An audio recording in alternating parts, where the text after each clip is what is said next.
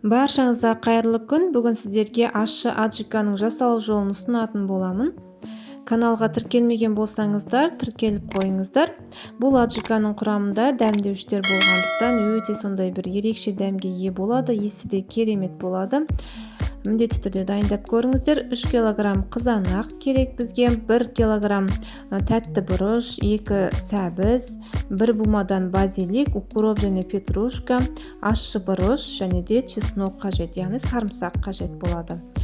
Ең алдымен барлық көкөністерімізді жуып дайындап алғаннан кейін, артық заттарын алып дайындағаннан кейін, осылай ет тартқыштан қызанақты, тәтті бұрышты және де сәбізді өткізіп аламыз.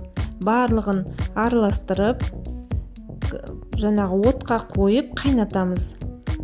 30 минут қайнататын боламыз.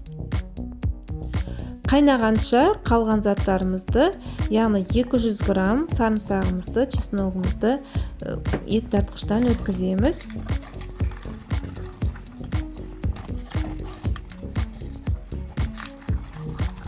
Яғни чесногымыз бұл жерде үлкендігіне байланысты 5 немесе 6 үлкен бас болуы мүмкін.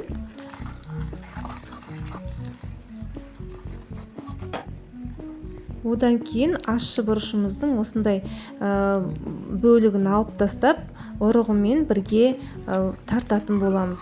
Ол өте кішкентай болғандықтан тазалау қиынға түседі, сондықтан бірақ тарта салатын боламыз. Оның дәндері аджиканың ішінде ештен кетпейді, жүре береді. Міне осылай қайнай бастаған кезден бастап жарты сағат уақыт күтетін боламыз. Жаңағы чеснок пен ащы бұрышты тартқаннан кейін ендігі көк шөптерімізді, яғни дәмдеуіштерімізді тарта бастаймыз. Бұларды ұсақтап, майдалап турауға да болады. Мен бұл жерде тартып, яғни өте майда болғанын қалап, жаңағы ет тартқыштан өткізіп жібердім. Міне осылай қайнағаннан кейін кішкене су тартылатын болады. Одан кейін жаңағы қалған тартып қойған заттарымызды саламыз.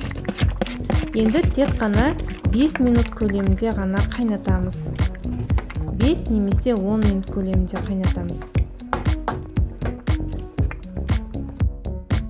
Өйткені жаңағы дәмдеуіштеріміздің дәмі сақталуы қажет. 2 ас қасық толтырып тұз салатын боламыз. Уксус ештеңке қоспаймыз, осы бетінде сақтаймыз. Ендігі кезекте банкаларымызды алдын ала дайындап қоюға болады, немесе осылай су буында 10-15 минут қайнатып аламыз. 10-15 минут қайнатып алғаннан кейін, міне біздің аджикамыз 10 минут көлемінде қайнады. Түрі ерекше болып шығады, өйткені жаңағы құрамдағы дәмдеуіштер базиликтің түсіне байланысты түсі өзгереді. Бірақ дәмі соның әсерінен өте керемет, иісі де сондай бір әдемі, иісі де керемет болып шығады.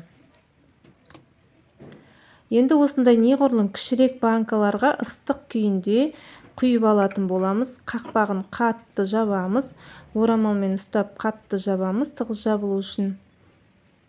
Осылай кішірек банкаларға құйып аламыз. Бұдан да кішкентай банкаға құйсаңыздар болады.